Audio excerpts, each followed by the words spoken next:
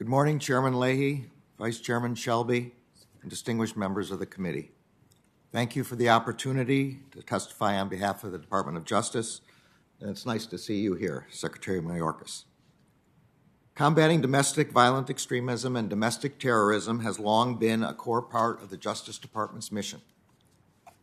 Immediately upon its founding, more than 150 years ago, the department pursued white supremacists who had sought to deny newly freed slaves their rights under the Constitution, including the right to vote.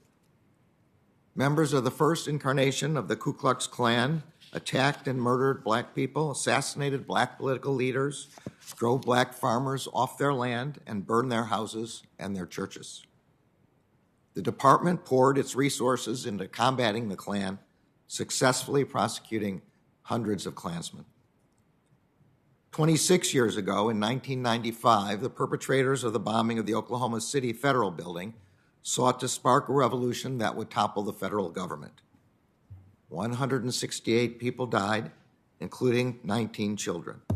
Hundreds of others were seriously injured.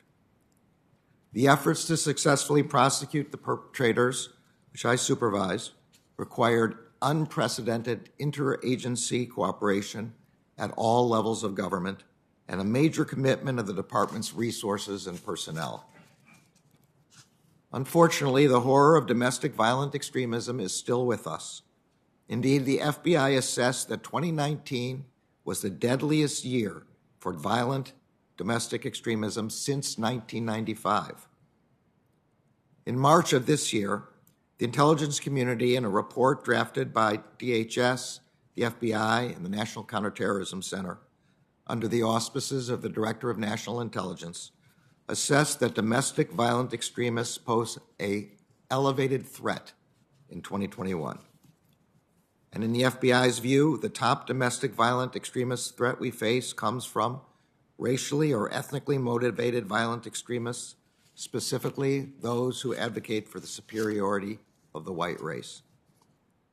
Many communities have experienced this horror over the past several years.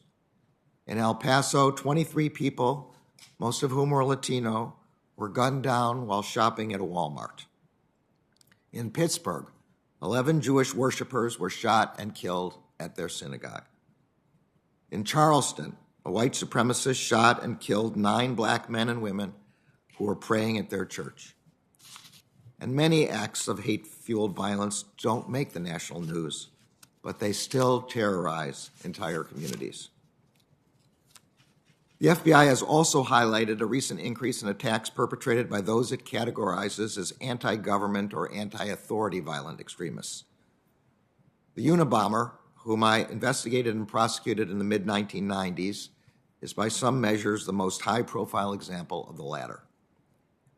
As with the Ku Klux Klan, Oklahoma City, and Unabomber investigations, the Justice Department is once again engaged in a complex, nationwide, resource-intensive investigation, the investigation of the heinous attack on the U.S. Capitol on January 6th. In just under 130 days, the Justice Department has made more than 430 arrests.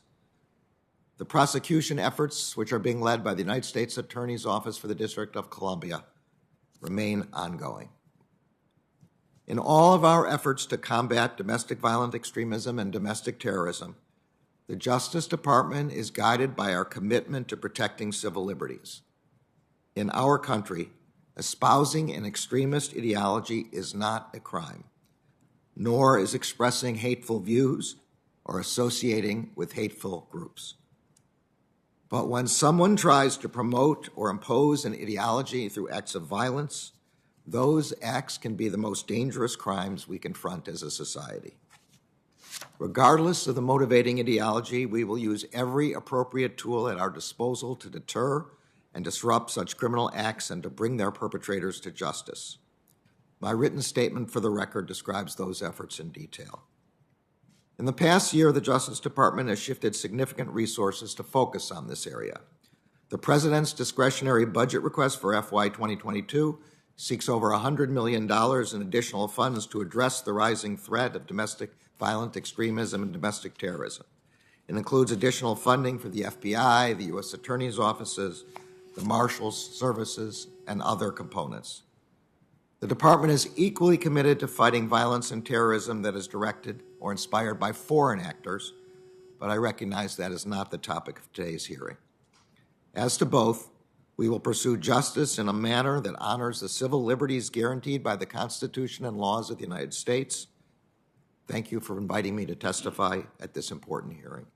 And thank you for your support in ensuring that we have the resources necessary to carry out this vital mission.